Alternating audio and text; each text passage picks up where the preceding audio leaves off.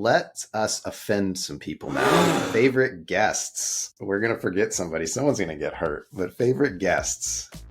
Favorite guest? Oh, I'm not going to pick a favorite Hold on. guest. We can open this one and say we valued all of our guests equally. But how about some of the ones you found more interesting, or some conversations that came to mind that you really enjoyed? For me, the one. Okay, I'm gonna classify it like this. The one where there were two where I personally learnt the most. Because there's a whole, we've got all the guests were incredibly well educated and knew about planning, but a lot was like sharing experience and kind of challenging that. The two where I was like, I genuinely haven't had too much exposure to this. One was when we were talking about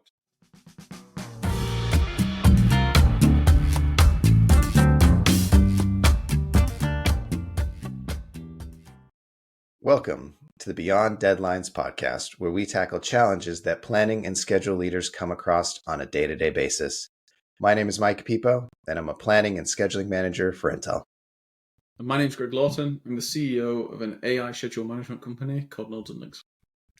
Each episode is designed to give you tactics that you can use on a day-to-day basis right away. Today's episode is a celebration. We've hit 1 year of Beyond Deadlines. First off, I'd like to thank each and every one of you for just listening in each week to our podcast. It has been so brilliant to see this thing take off over the last year. Greg and I have so much fun recording these each week. And thank you for all of our past guests who have joined. Greg, anything you want to kick off with? Do you have a bottle of champagne or anything that you want to pop? I have a bottle of water because it's 30 degrees where I am. So no. Yeah. What I think is really interesting is the kind of responses we get and the stats. We're scheduling and project controls people, and we see the stats. I think you sent me something where we'd passed 500,000 listens and reads and impressions of like the newsletter and things like that. And if you think like that, 500,000 is actually quite a lot. Like in the age of social media now, you kind of think, oh well, that's just normal. But if you think about it, let's say, the average person, or let's say that the really, people engage with 10 things. That's still 50,000 people that we've actually managed to maybe have some kind of impact on. I think that's quite a cool thing. It's very cool. It's very cool to see that it's just that this content appears, that people like it or need it. This episode, we are going to run through a couple questions just to celebrate the 1 year anniversary. We are also part of a mini celebration. Greg and I have been talking about a live episode and getting some audience Q&A, so I think there'll be more to come.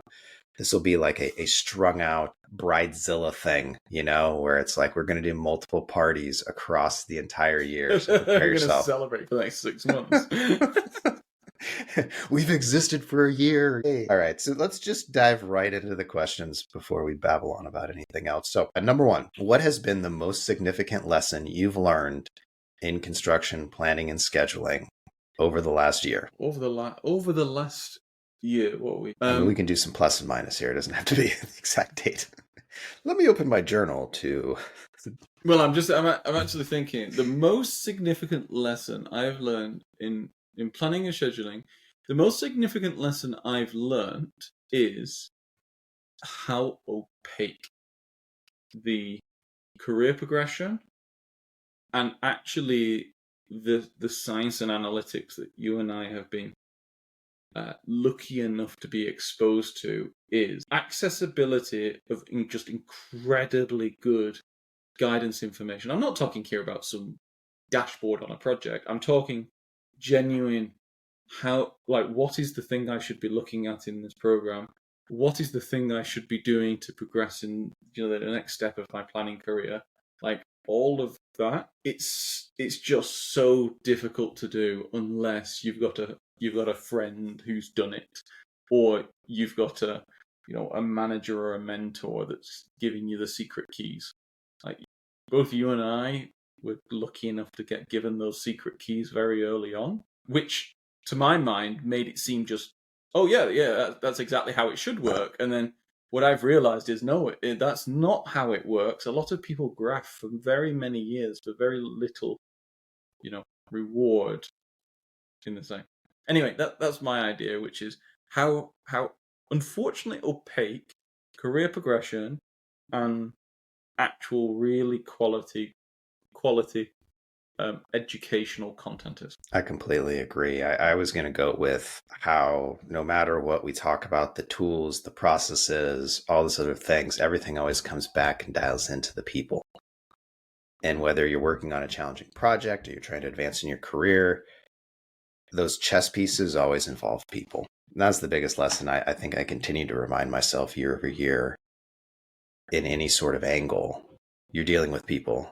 And then that's where it always just goes back into psychology and biases and blah, blah, blah. But that was the biggest probably, lesson that I've took. And I just take it almost literally every single year. It hits me back in the face. Oh, you're having a challenging contract issue. It's not really a challenging contract issue. It's a challenging people issue. Oh, you're trying to implement a technology software. Oh, it's a technology issue. Nope. It's a people issue. Oh, you're trying to shoot a podcast and have it be, people listen to it.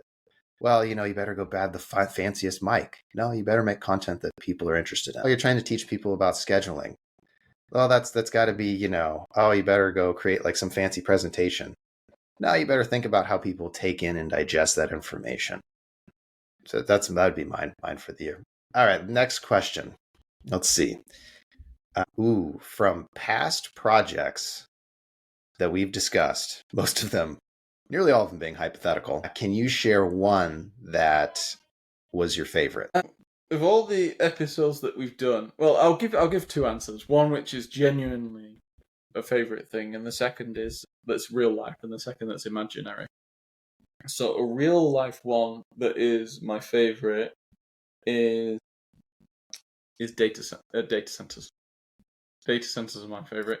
Data centers and or nuclear reactor refits.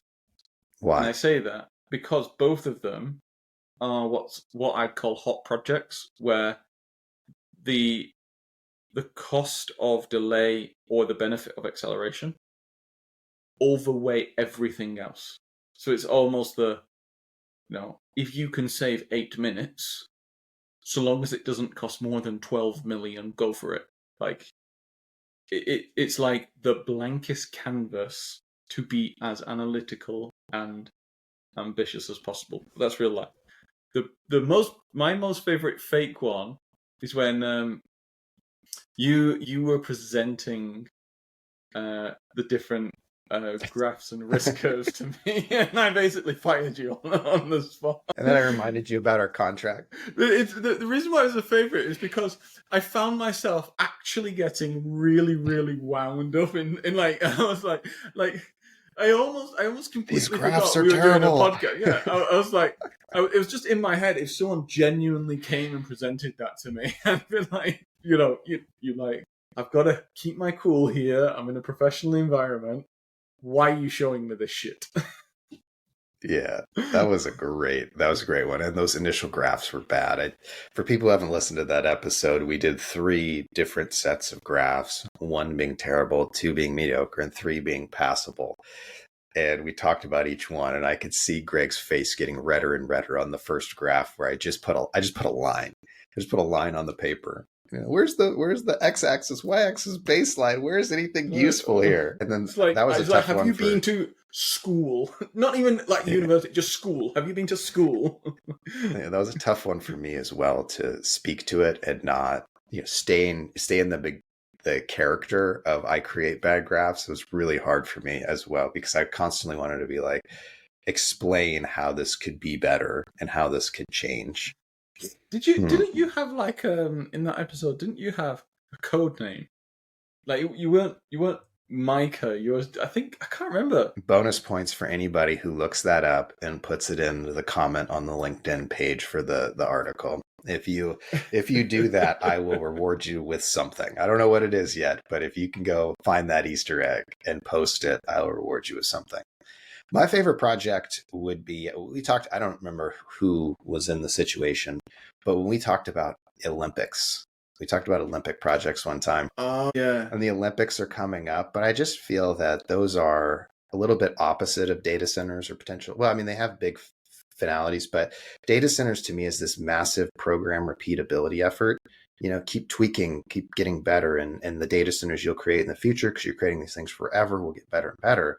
Where Olympics, it just kind of comes to a head and then you're done. And it's just these massive endeavors with stadiums everywhere and infrastructure, and they're huge challenges. And I liked walking through that because I don't get to experience too much. Most of my brain is spent constantly in that program mode. And it was one of those ones where it's just this one go that was really cool to explore the hypothetical nature of it. You're right, actually. And the Paris Olympics are actually really soon. I should probably get some tickets. Just reminded me. Yeah, I mean, if you've, I won't be going, but I'll be watching it home on TV. You can't, but I live just a train journey away, so I might as well. Well, record it and send us photos and pictures of your great adventure. There's I've been watching quite a bit of the trials. They're actually for track. The trials happen in Eugene, which is just like an hour or two away from me. One of these years I got to go down and watch them because that level of performance is brilliant. Definitely not. We don't meet that level here on the podcast. All right. So here's another one. Thinking about the year of podcast, what has been your biggest challenge with the podcast? What's the hardest thing that you have faced with the podcast? The hardest thing is just making sure that episodes go out every single week, 2 weeks, no matter what. Like you and I said a year ago, we're just going to commit to this for a year and just see what happens. I got born out of just loving the subject and loving the jobs we do. And we just wanted to make great content. And if one person listened to it, cool. But I'm sure everyone listening here, this isn't our jobs. We do this for fun on a Sunday. My wife and daughter are currently having their afternoon nap. My daughter's having an afternoon nap. My wife's taking advantage. I could be making pancakes. Exactly. And it's, life gets in the way, and it's just keeping to that promise. Everything else is generally fine, isn't it? Like we never struggle to find anything to talk about. Like if you're generally passionate and interested in something, there's always something to talk about. It's just the repetitiveness of dropping good episodes. That one is solid. That one, it's just maintaining the ongoing. Let's keep creating. Let's keep talking. I'm a bit competitive, so to me, it's probably patience. I have this drive to keep making the episodes better, making the show better, figuring out ways to create better content. But again, it's not our job. So I think that would be the biggest challenge for me, is finding that balance where, good enough is good enough. And I remember a couple of the first episodes, I sat there and I tried to edit them just to be absolutely perfect. And it's just not needed. Like, it's just, you guys are going to come in and listen to us, whether I got food in my teeth or the audio is a little off, people will come and listen if it's decent and good content. I think that's the one for me. That was the challenge of just, and I think that actually expands out to anywhere you look in your career. At a certain point, it's better to ship stuff. And what I mean by that is to finish the schedule update, finish the schedule report, finish your resume, whatever. Ship stuff. If you want to become a creator online, get stuff out there. That is a bigger thing to me than making things perfect, because you'll get feedback, and most often or not, things aren't one shot goes. You don't just have one episode, you have 50 of them. So if one's not perfect, none of them are really perfect, but good enough is good enough.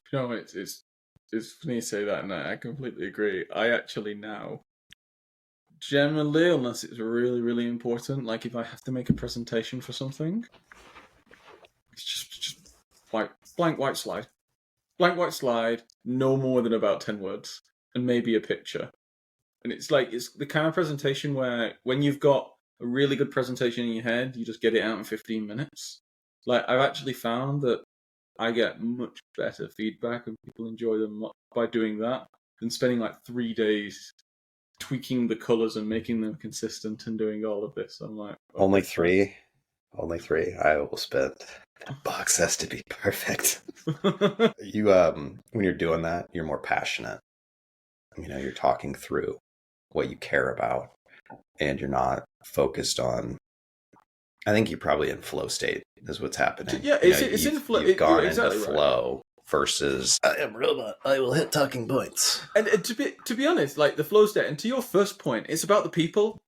Really, that's what it is. It's like what can I say in the shortest amount of words in the most natural way possible that a bunch of people are actually going to genuinely get value from?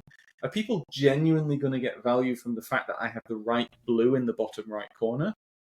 Meh, like if it's a document that no one's going to associate me with, but if it's a presentation, you tell a story, you make it what's your hook? How are you bringing people in? Exactly. It's not going to be every once in a while you can do it with a picture, but more often than not, it's not going to be a picture. It's how you're going to like capture the audience quickly. And even if it's just a standard project update presentation, if you apply those skills and you get good at them, people recognize it, then it'll open the door for other opportunities. All right, let us offend some people now. Favorite guests. We're going to forget somebody. Someone's going to get hurt, but favorite guests. Favorite guest? Oh, I'm not going to pick a favorite hold on. guest. We can open this one and say we valued all of our guests equally. But how about some of the ones you found more interesting, or some conversations that came to mind that you really enjoyed? For me, the one. Okay, I'm gonna classify it like this. The one where there were two where I personally learnt the most, because like there's a whole. We've got all the guests were incredibly well educated and knew about planning, but a lot was like sharing experience and kind of challenging that.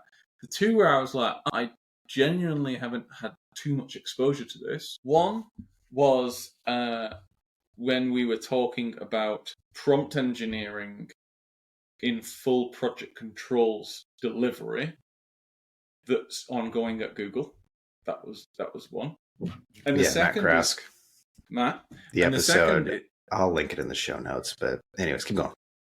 And the second is when we were actually discussing the contents of university lecture courses on project management and project delivery with our dear friend, and you'll remind me, and I'm terrible with names. Wait, was it Ian? It was that Ian Hepperstall. Yeah, yes. Ian's. Yeah. It was Ian. I was thinking about that conversation for about 3 days afterwards, and he sent me a lovely email following up with some of the content that he actually lectures on, and I genuinely that was pure enjoyment. That is one of my biggest passion topics that I talk to people about planning and scheduling quite a bit, and they often ask different sorts of questions. But one of them is, why is this needed? What skill sets are we missing? Why can't we find? And I don't think people realize there is, and this is going to be beating a horse dead for the audience, there's no degree for construction planning and scheduling. You can get a generalist certification on how to use some software. You can get a general certification on the processes of just the general, like lightest processes of it. But there is no college education. And then there's going to be someone who's like, well, Micah, you can get a construction degree. I'm like, great. I went through them. A couple months ago, I went through 30 to 40 college courses in America looking at, they list out their college courses. I went through top tier schools all the way through just some mid-range ones, and they offer one course, and typically project controls. A course is, 3 months long, maybe 4 months long, and you're going to cover cost and schedule and risk in that. How much are you really going to get out of that? And that was one where I really appreciate those two guests, but that is definitely a passion topic of mine. That it's just I don't know. Maybe I need to start my own school or college, but yeah, I don't think that's in the books. To be honest, at some point, you and I probably do need to actually just bite the bullet and just become university lecturers and actually do a full degree on elements of project management, like project scheduling and things like this. Yeah, it's more than just the education of people. When you have a degreed program, it's also the research that happens behind the scenes in the degree program. If you have a biologist, there's someone out on a boat somewhere studying this sort of algae and advancing that field. If you don't have a degreed program, you don't really have a ton of people. There are people writing wonderful papers and doing wonderful research, but it's just not as concentrated and powerful as it should be. Favorite guests for me, Ooh, this is a tough one. I really like the Matt episode. I really like the Ian episode. You took two that were on the tip of my tongue. Ooh, I like the one we did with Trek on careers and Project Mm-hmm. Control's careers. That was a really cool episode. Just showed people, I think, how hot of a career it was. And we talked a lot about different ways that you can advance your careers and get in and get different jobs. So I'd say that one was a really interesting conversation to me because of just the different little tidbits he had up his sleeve. What I found interesting in that one was after we finished the podcast off, you and I asked him genuinely how many Project Controls roles he had placed in the last 6 months. And you and I were gobsmacked. How can one man move so many people? Like, I wouldn't be surprised if he's retired in the next 6 months. It is a hot career, and people are paying some mega bucks for it. That was eye-opening. I was like, I knew. You and I know, we can see, in our organization, we can see the wages that the organization is paying. We can see the people who are moving. We can see the job adverts. But for someone behind the scenes who's actually like, no, these are the real numbers. Yeah. Listen to Beyond Deadlines, folks. Step your skills up and go make some more money. Well, this is a year anniversary, so I feel like we should be true to our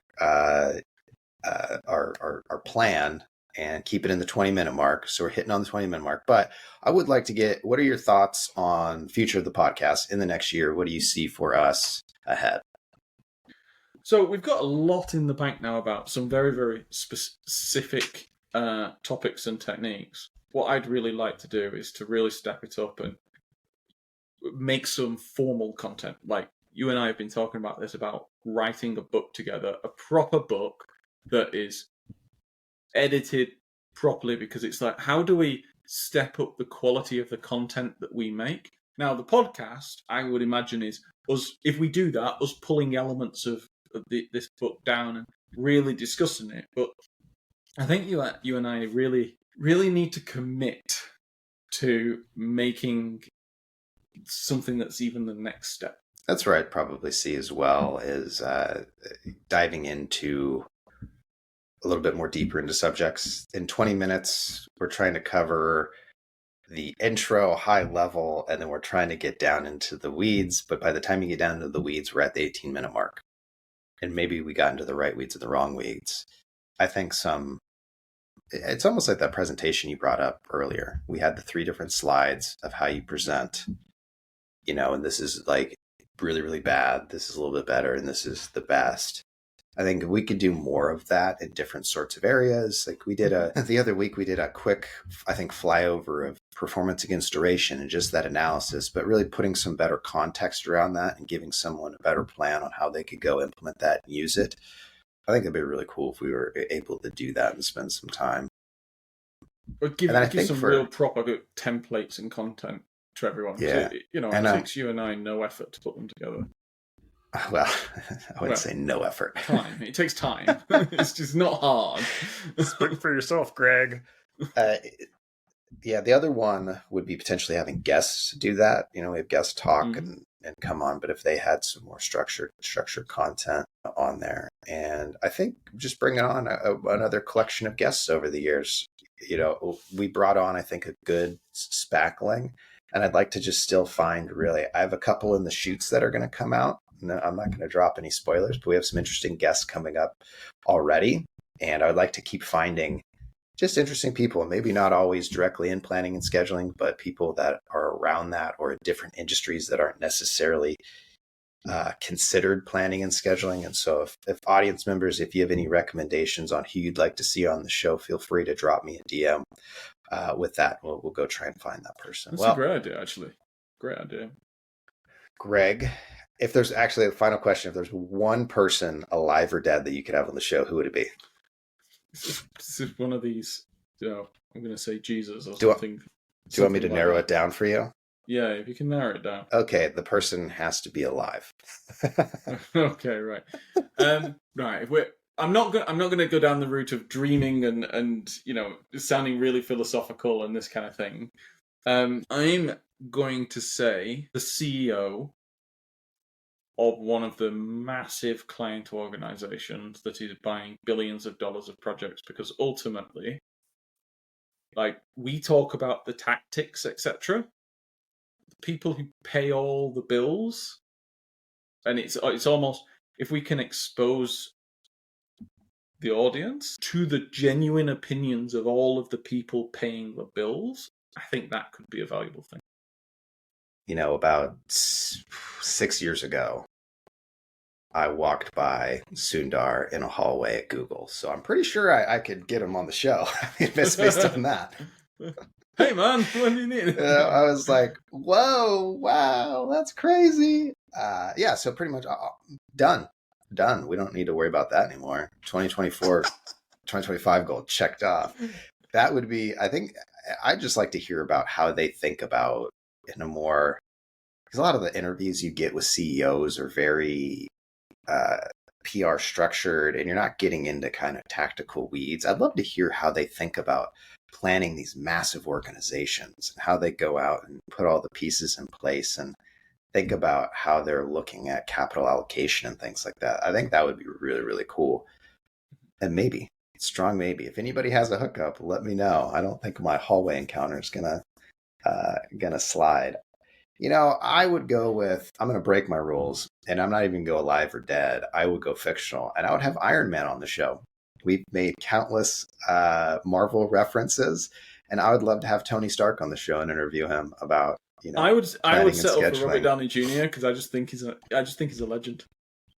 He is a genuinely nice man who, by the way, has a house in the west of London, very close to where one of my friends lives, and they've actually gone to garden parties with him and told me he's a genuinely cool person. Boom, there you have it. I'd settle for that. The CEO of Google and Iron Man. We will have them on the show in the next 6 months. We have rubbed elbows with these people. Greg has rubbed elbows that have rubbed elbows, but we'll get it figured out. All right. Thank you for tuning in this week. And again, just the biggest thank you, the biggest heartfelt thank you for everyone who tunes in and has made this happen. We couldn't do this without you. Well, we probably still would if there's only one person listening, but it gives us so much more motivation and passion to continue to deliver this show every single week, giving you strategies and tactics for planning, terrible jokes, and interesting hypothetical scenarios to go and think about. If you could, please share this episode, subscribe, help us keep this going. We got another year headed for you with some amazing content. So from us at Beyond Deadlines, have a wonderful week and a wonderful year.